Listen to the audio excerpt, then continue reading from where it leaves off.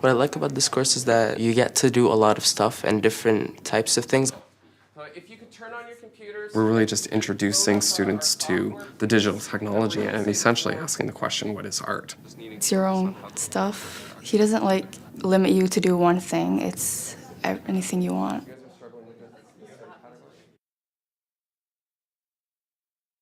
Yesterday, I had asked everybody to do a little bit of work for us and get their tags, sketches put together. And there was supposed to be 3 tags. For the course, I've designed around a theme. So all of the units and lessons are focused together to sort of build toward one big idea by the end of the semester. With this course, we're taking a look at the idea of a digital nomad and how students are developing cyber identities that parallel their real identities. All right, so what we're doing here is we're needing to consider all of the design strategies. Okay? So the unit we've been working on has been about mark making. We've taken a look at traditional prehistoric artworks, Lascaux, Altamira, for example, and this need for human beings to leave their mark on the world.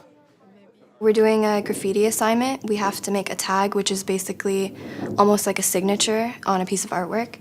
So if someone were to do a piece of art on a wall, let's say, they would put their tag next to it. And it's basically just their name in a stylized form. Like good, like the bold, like the outlining, it can be bold so that it can pop out. We saw how graffiti is a way to convey your message to other people. So right now we were just learning different definitions and vocabulary on graffiti, like what is this type of graffiti, this type of graffiti. Like for certain types, there's a different style you use to convey your message. For a different style, you convey a different message. It has to be visually appealing, and the size and boldness. So we talk about developing the sense of their digital identity and how to start representing that identity in a visual way, which takes us towards the graffiti piece that they're working on. Yesterday, as a class, we took a look at a couple of different tags, and you guys came up with some ideas as to what those tags look like in terms of their quality and what types of things you should be looking for to determine whether a tag was effective or not. Right, what are some of the things that we had talked about to make sure that your work is communicating who you are, part of your style? Maybe by the type of color you're using, can tell the color can tell a lot about you. We've been learning basically design principles that can be applied to any kind of art. So things like balance and proximity and colors. And we're just learning to apply that using technology. So it's art with the most recent modern technology that we have. And what's really important about our design strategies is that we do not necessarily have to see all of these in your graffiti tag, but you have to provide evidence that you're thinking about them, right? So that it's not just something random that you're putting onto the computer screen. Seeing that art can sometimes mean more than you think is actually amazing. I've learned a lot of stuff on how to actually send a message in images, because this media art is basically using images to reflect on what you're trying to show. Right, you've looked at other examples of graffiti work and that you're making conscious decisions of how to get from your basic idea, right, to something that's much more complex. Once they have that basic context, we sit down and get students thinking about what their own personal ideas are, brainstorming in their sketchbook, whether it's in lists, concept maps. We move to starting to look at them in visual ways, so developing your standard thumbnail sketches as you would in a traditional classroom.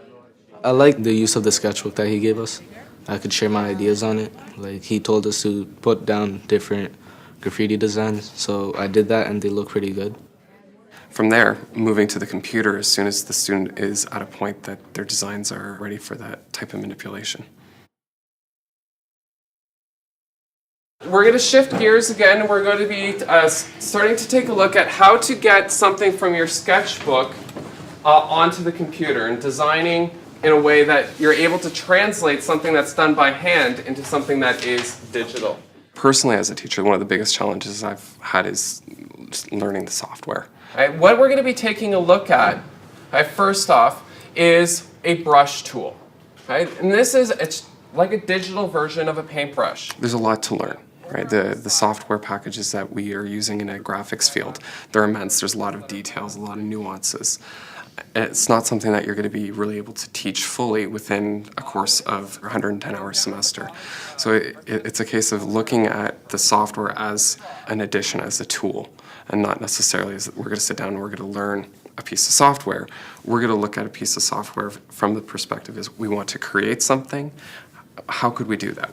I can actually click and drag and rotate my letter any way that I want. With the digital technologies, there's always more than one way of arriving at similar products, and it's allowing students some self-discovery within parameters in order to arrive at their own personal destination. Usually I don't like art, but I do like using computers and putting them together. I just like it, like using programs like Illustrator. I like drawing on Illustrator. And what this will allow me to do is to shift this around so that I can make the tail come forward. It's good that he demonstrates in front of the class because we have an idea of how to do it, but at first it's a bit overwhelming because there's so many things to do. It's like, how do I begin? But he helps us along the way, which makes it a lot easier. The biggest challenge is time management for students and recognizing that when there's a computer screen in front of their face, it doesn't mean that they're just playing for the hour that they might have on a given day to be working, that they have to be using that time constructively. Each time I click, right, it's giving me a new surface. Other challenges would include trying to teach a grade 10 open course in a digital lab where the students are drawn by the technology without necessarily understanding what art making is in the first place. A lot of the students will bypass a grade 9 course and come right in. Are you gonna use like one color or two?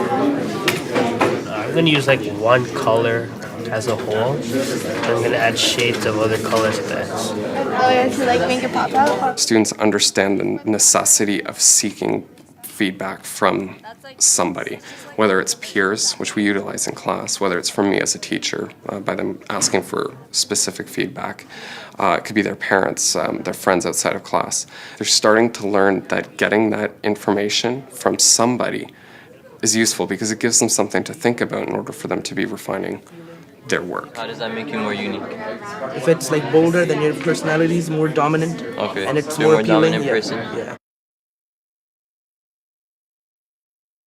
So this is where you can plan out and sketch your ideas beforehand and then convey them like after.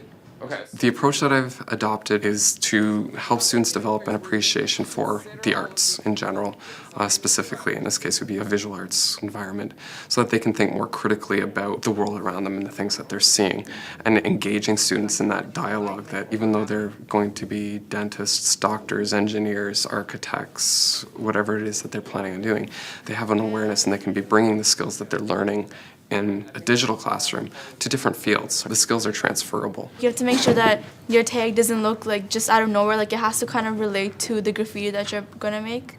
And making sure that students recognize that no matter what their skill level is, they can be successful in one format or another. So using some of the assessment for learning strategies, it gives students a little bit more confidence in what they're doing, and as a result they start to see themselves as being successful. What is that big question that we keep asking in terms of the visual impact? Right, because this topic has come up in each of the smaller assignments that we've done this unit.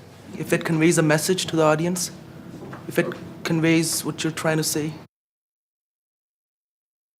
The classroom site is just a really good way to stay connected with the teacher and the students in the class, and it's helpful because all the resources we need are there, and so we can use that from home or from school or from anywhere. But the basic structure is set up so that each unit is outlined with all of the individual lessons, an overview, what the expectations are for each individual assignment. I try to put up exemplars of student work or links to other sites so that they have access to the structure of the course whenever they want it. Every day he gives us an assignment, what to do. He would post it onto that like a blog, basically. We'd click on it, check our homework, and then we do our homework. And then he also has stuff like website sources. We just open the link. And so it's not really difficult to, memorize our work. We don't need an agenda for the course. I'm trying to interact with them in a space that is professional, but it's also within their space, right, of the internet. If you were to, take the the serif on the end of the A, and sort of weave it through. Something that they see every day is graffiti in one form or another, whether it's bubblegum graffiti in a bathroom stall or if it's something on the side of the street. Right? It's something visual that they're accustomed to. My goal is that they first understand their everyday environment from an art perspective and how they can go about using that question to start creating for themselves and leaving their own marks on their world.